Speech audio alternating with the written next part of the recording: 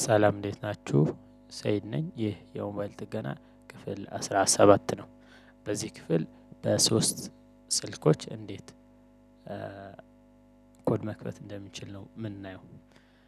በአጠቃላይ ሳምሰንግ ላይ እንደምትመለከቱት የሆም በተን ያላቸውን ቮሊዩም አፕ እና ፓወር በተን እና ሆም በተን አንድ ላይ ተጭነን በመያዝ ነው ኮዶች የምንከፍተው።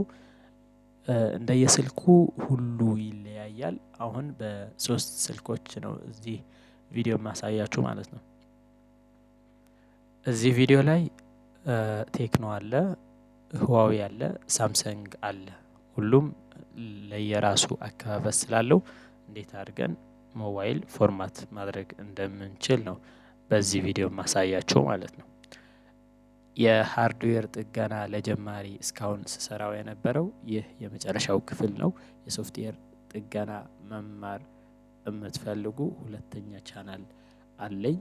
እታች ዲስክሪፕሽን እና ኮሜንት ላይ ጽፌዋለሁ። ሰይድ ሞባይል ብላችሁ በዛው የሶፍትዌር ጥገና መማር ትችላላችሁ። ትንሽ ቆየት ብለን ነው የምንጀምረው ማለት ነው።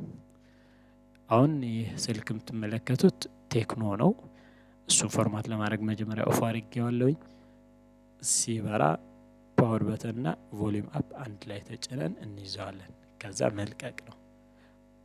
አብዛኛው ኦልድ ስልኮች ይዘን የምንቆየው። እዚህ ላይ የምትመለከቱት ኖ ኮማንድ ብሎ ከወጣ ቮሊዩም እና ፓወር በቱን ጫን አድርገን እንለቀዋለን ማለት ነው። ይህ ቴክኖ ለየት ያለ ነው ከሌሎቹ። ሞር ሚል አለው። እሱ ሞር ሚል ላይ ገብተን ነው ዊፕ ዳታ ፋክተሪ ሪሴት የሚለውን ፎርማት ለማድረግ የምንሄደው ማለት ነው።